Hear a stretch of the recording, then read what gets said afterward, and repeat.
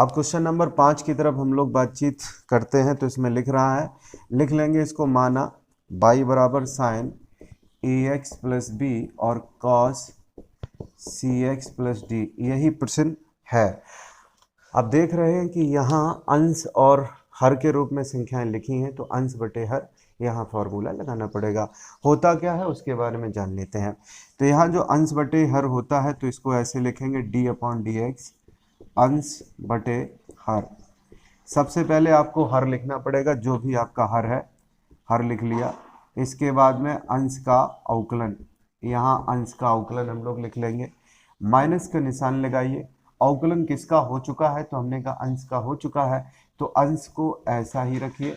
अब नंबर किसका है, तो हर का नंबर है, d अपॉन डी एक्स, यहाँ लिखेंगे हर। बटे में याद रखिए हर का करना पड़ता है स्क्वायर, होल ऑफ स्क्वायर, जो भी हर है इसका स्क्वायर करना पड़ेगा। ये y बराबर संख्या हमारी लिखी है, तो यहाँ आप लोग जानते हैं इसको लिखना पड़ेगा x के सापेक्ष अवकलन करने पर। x के सापेक्ष अवकलन हम लोग करेंगे। अब y की अगर बात करें तो y का अवकलन क्या होगा, तो ये होगा dy अपॉन डी एक्स। इस फॉर्मूले को देखिए और बड़े आसानी के साथ वैल्यूज़ को हम लोग फाइंड आउट कर लेंगे। हर के स्थान पे कितना लिखा है, तो cos cx प्लस डी, जैसा लिखा है वैसा ही लिखिए cx प्लस डी। इसके बाद में लिख रहा है कि अंश का आपको अवकलन करना पड़ेगा, तो अंश का अवकलन करना पड़ेगा। एक बार इसको लिख लेते हैं, d upon d x sine a x plus b. इसके बाद में माइनस का निशान। अंश आपका कितना है, तो अंश हमारा रहा sign a x plus b, और हर की अगर हम बात करें तो हर अभी हमने देखा था कितना लिखा है, cos c x plus d, तो यहाँ पे लिखेंगे cos c x plus D. इसके बाद में बटे की लंबी लाइन, हर का स्क्वायर, तो हर का स्क्वायर करेंगे तो cos square c x plus D. यहाँ देख लेते हैं, बड़ी कैलकुलेशन है, स्टार्टिंग यहाँ से करेंगे, तो cos c x plus d के स्थान पे c x plus d. Sine x का अवकलन क्या, तो हम जानते हैं कि साइन एक्स का अवकलन कॉस एक्स होता है। अब कॉस एक्स हमने यहाँ लिख लिया, कॉस एक्स के स्थान पे ए एक्स प्लस बी। अभी पिछले क्वेश्चन में हमने बातचीत की थी कि ए एक्स प्लस बी का अगर अवकलन करवाओगे तो बी का तो ज़ीरो होगा, एक्स के साथ में ए है तो इसको इंटू ए के रूप में लिख लीजिए। अब माइनस का यहाँ निशान लगाइए, minus sign a x plus B cos c x plus D. Cos का अवकलन क्या, तो कॉस का अवकलन होता है माइनस के साइन एक्स, माइनस इसको कर देगा प्लस, यहाँ आगे लिखेंगे साइन सी एक्स प्लस डी। एक्स किसके साथ में है, तो सी के साथ में है, इंटू यहाँ सी लिखिए, और डी का अवकलन अपने आप क्या होगा, जीरो होगा। अपॉन में क्या लिखना पड़ेगा, तो अपॉन में लिखना पड़ेगा cos square c x plus D.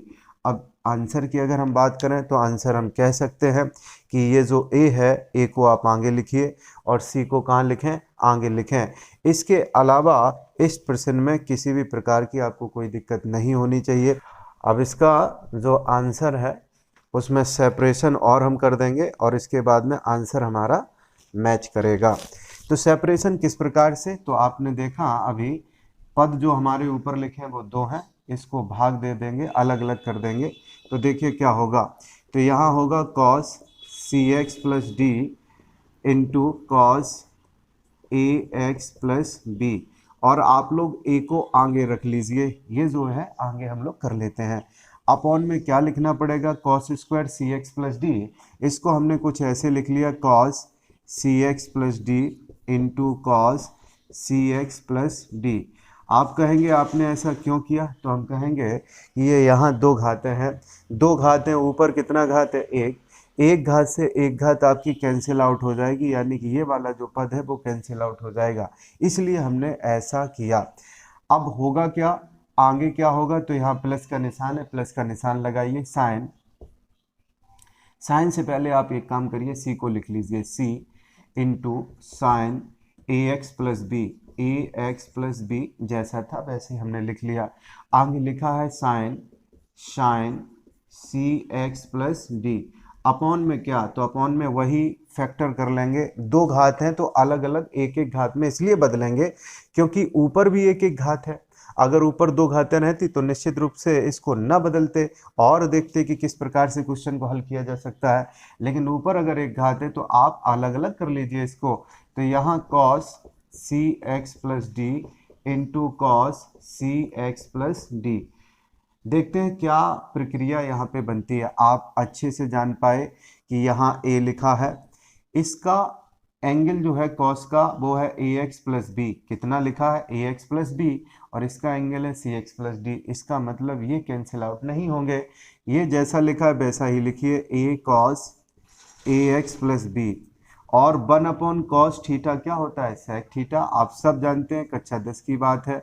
सेक यहाँ पे लिखेंगे सी एक्स प्लस डी, इतनी बात हमने लिख ली। इसके बाद में होगा क्या, प्लस के स्थान पे प्लस लगाइए, sign a x plus b, और नीचे जो एंगल है जो कोण है वो सी एक्स प्लस डी है, इसलिए इसका कोई संबंध इन दोनों से नहीं बैठेगा। तो जैसी बात लिखी है वैसी हमको लिखनी पड़ेगी।